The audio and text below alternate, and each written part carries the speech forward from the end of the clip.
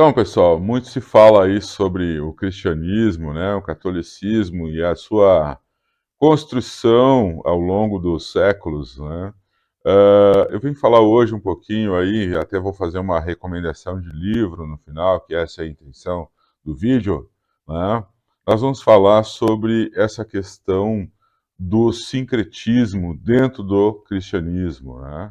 Todos sabemos que o cristianismo, quando surge, ele vem aí na esteira, né, do Império Romano, ele vem nessa invasão posterior ao Império Romano também, né, do homem que vem do campo, do camponês, né, também, porque o que, que o cristianismo faz no começo?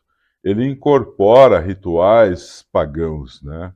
Pagãos, para quem não sabe, vem do latim paganus, né? São pessoas do campo apenas, né? Não tem essa conotação que a gente imagina de maldade, né? Mas esses rituais pagãos, eles são aos poucos incorporados no cristianismo, e o cristianismo, eu sempre falo para os meus alunos, que o cristianismo é um grande Frankenstein, né?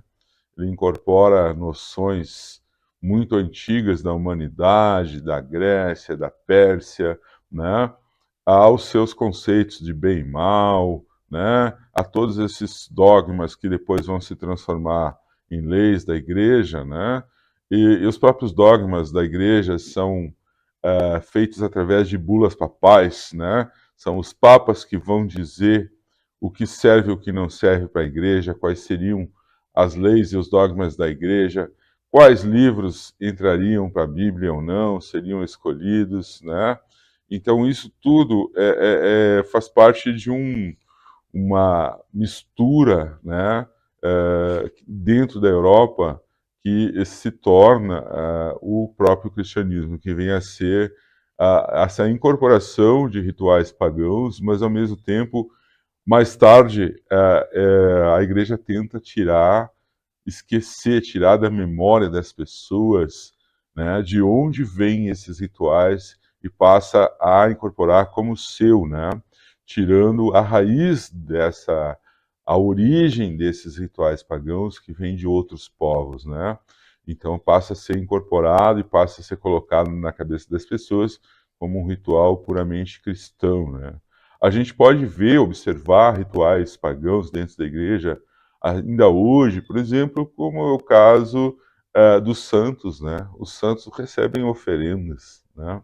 Os santos são a prova de que existe uma incorporação, né, de fé, né, uma tentativa de se aproximar mais das pessoas, né, do humano com o cristão, mas a gente vê que as pessoas fazem ofertas, oferendas aos santos, assim como é o caso, por exemplo, também dos benzimentos, né? Os benzimentos na antiga Europa eram feitos com referências a entidades da natureza, né? A elementais da natureza, a deuses pagãos, né? Eram coisas que eram faladas em nome, eram pedidos a esses elementais, a esses deuses pagãos da Europa, né? E depois, com a incorporação do cristianismo, esses vencimentos passam a ser orações, né? Passam a ser rezas católicas ou tentativas de aproximação com rezas católicas, como a gente vê ainda hoje, né?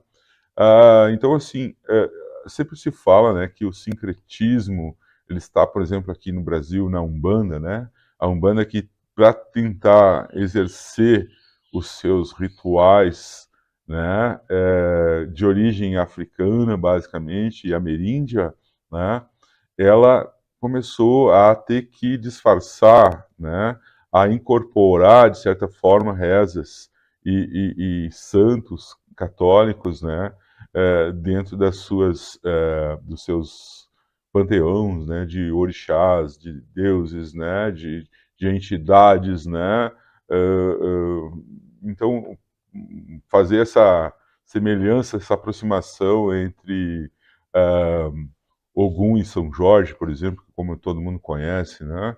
Ogum não é São Jorge, nunca foi, né? Mas para ser aceito ele passa a ser associado a esse santo católico, né? Então O que acontece na Igreja Católica durante esse período aí, a gente está falando aqui, eu estou falando basicamente de Carlos Ginzburg, né, que é o autor da semana aí, né, e um livro que eu vou recomendar dele hoje, pessoal, eu peguei que estava lendo até, tá, é o livro História Noturna, né, Decifrando o Saba, que é o livro que conta tudo isso que existe na Europa, né, e ele fala do momento em que, na transição da Idade Média para a Idade Moderna, a bruxa, né, principalmente a bruxa, a mulher, né, principalmente, ela passa a ser esse sinônimo de mal, né, sinônimo demoníaco, né, essa bruxa passa a ser um ser feio, né, com uma verruga no nariz, né, sendo que ele tenta contar todos a construção da Igreja Católica em cima desses rituais que haviam no meio da floresta, né, os rituais de Saba, onde as pessoas, homens e mulheres, se encontravam para exercer rituais pagãos, né, para fazer suas rezas. Dizia até que existiam orgias sexuais, etc., coisas ligadas também ao diabo, né, e que depois essas pessoas voltavam para suas casas, normalmente, né, e se inseriam na sociedade como pessoas comuns, né, que teriam vivenciado isso em segredo, né. Então ele começa a esmiuçar isso, esse livro, né, ele vai chegar à exclusão social, ele vai chegar à exclusão étnica de judeus, por exemplo, né, ele vai mostrar como isso passa a ser interessante para ver a retirada dos bens, né, dessas pessoas, né, levando-as à fogueira, né, e se apropriando, né, os nobres desse período, dessa região da França meridional, né, e por volta de 1321 até 1340, mais ou menos, como eles descobrem que pode ser fácil executar alguém na fogueira, né, muitas vezes até sem julgamento, e se apropriar dos seus bens, né? Entre outras coisas, né? O Ginsburg vai esmiuçar toda essa história, né? Dessa construção aí, né? Do mal, né? Da noite também. É muito interessante falar da noite, né? O que é a noite? A noite sempre foi desde o período das cavernas, né? De acordo com os rituais xamânicos, por exemplo, né? A noite sempre foi associada ao medo, à morte, né?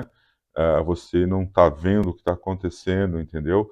Ao não saber se vai acordar no outro dia, porque tem o sono, tem os medos, né? E o dia, o sol, né, sempre é associado à vida, né? É associado a ver as coisas, a enxergar a verdade, né? Então, a noite sempre é um mistério, né? E esses rituais pagãos feitos à noite, eles são uma inversão cultural de tudo que até então se sabia, né? Por que não à noite? Por que não se fazer rituais à noite, né? Por que não celebrar à noite, né? Por que não ser amigo da noite, certo, pessoal? Isso é bem interessante. Então, pessoal, fica a dica do livro de hoje, né? História Noturna, de Carlo Ginzburg, né? O subtítulo é Decifrando o Saba, certo? Para vocês entenderem um pouco sobre como era a religiosidade, né? Como é essa construção de bruxas, bruxos, né? O mal, né? Durante a Idade Média, né? E aí está falando também um pouco da transição da Idade Média para a Idade Moderna, certo? Então tá dada a dica. Se inscreva no meu canal, não deixe de deixar o like, pessoal, tá? Aguardo vocês aí. Façam seus comentários e sugestão de livros que voltaremos para mostrar para vocês, então, as sugestões que vocês decidirem, certo? Um abraço a todos.